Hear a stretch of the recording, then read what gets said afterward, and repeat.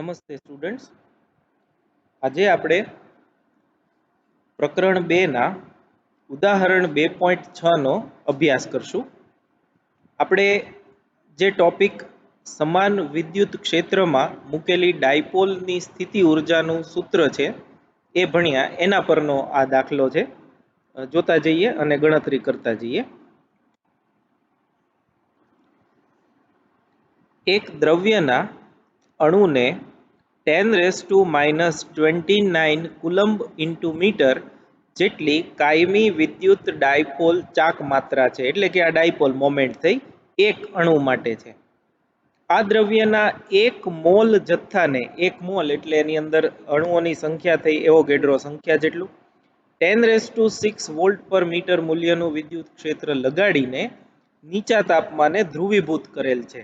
હવે ધ્રુવીભૂત કરવાનો અર્થ એવો થાય કે બધી જ ડાયપોલ જે છે એ એક જ દિશામાં છે, અને એ દિશા એટલે ક્ષેત્રને સમાંતર હોય એવી દિશા. હવે ક્ષેત્રની દિશા એકાએક 60 ડિગ્રીના કોણ જેટલી બદલવામાં આવે તો આ દ્રવ્યની ડાયપોલ ક્ષેત્રની નવી દિશામાં ગોઠવાતા મુક્ત થતી ઉષ્માની ગણતરી કરો. સરળતા ખાતર 100% ધ્રુવીભવન થયું છે એમ ધારો. હવે એમાં આપણે આમ લખશું, જ્યારે બધી જ ડાયપોલ ક્ષેત્રને સમાંતર ગોઠવાયેલી હોય ત્યારે તેનું 100% ધ્રુવીભવન થયું છે એમ કહેવાય. એટલે 100% ધ્રુવીભવન થયું એમ ક્યારે કહેવાય? તો કે બધી ડાયપોલ ક્ષેત્રને સમાંતર ગોઠવાયેલી હોય ત્યારે. તો એક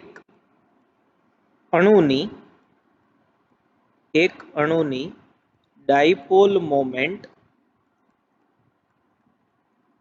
બરાબર 10⁻⁻29 કુલમ્બ ઇન્ટુ મીટર છે, અને એક મોલ દ્રવ્ય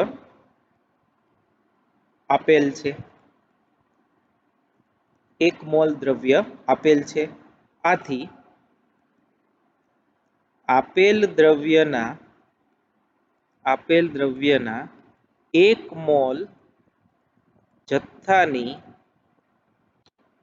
કુલ ડાયપોલ મોમેન્ટ, એને આપણે પી કહીએ, તો એ થશે એક મોલમાં રહેલા અણુઓની સંખ્યા 6 × 10⁻23 ઇન્ટુ એક અણુની ડાયપોલ મોમેન્ટ એટલે 10⁻29. તો એ થશે 6 × 10⁻6 કુલમ્બ ઇન્ટુ મીટર.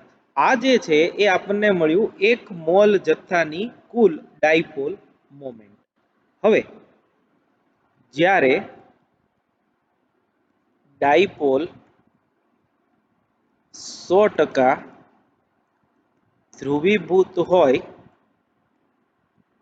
ત્યારે દરેક ડાયપોલનો ક્ષેત્ર સાથેનો ખૂણો થીટા 0 થશે.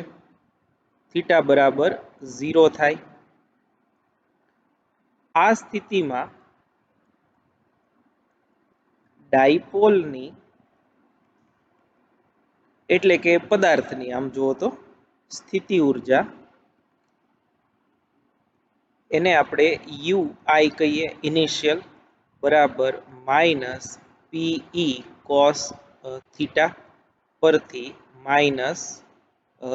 -PE cos 0 બરાબર -PE.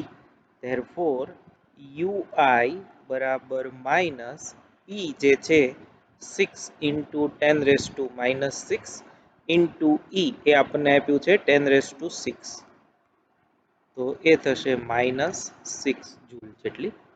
તો આ જે છે એ પ્રારંભિક અવસ્થામાં એની સ્થિતિ ઉર્જા. અને બીજું આપણે ગણશું, જ્યારે ડાયપોલ ક્ષેત્ર સાથે 60 ડિગ્રીનો કોણ બનાવે ત્યારે સ્થિતિ ઉર્જા, એને આપણે યુએફ કહીએ, તો એ minus PE sine theta cos theta બરાબર માઇનસ પીઈ કોસ 60 ડિગ્રી બરાબર માઇનસ પીઈ કોસ 60 એ 1/2 થશે. તો આ therefore UF બરાબર માઇનસ P 6 into 10 raised to minus 6 E 10 raised to 6 into cos 60 1/2 એટલે એ થશે માઇનસ 3 જૂલ. therefore સ્થિતિ ઉર્જાનો ફેરફાર ડેલ્ટા યુ બરાબર you final minus you initial બરાબર -3 માઇનસ -6 એટલે આ કેટલું થશે 6 - 3 એટલે કે 3 જૂલ. આ જે છે એ સ્થિતિ ઉર્જાનો ફેરફાર થયો. હવે અહીં એક આ ખાસ સમજવાનું છે.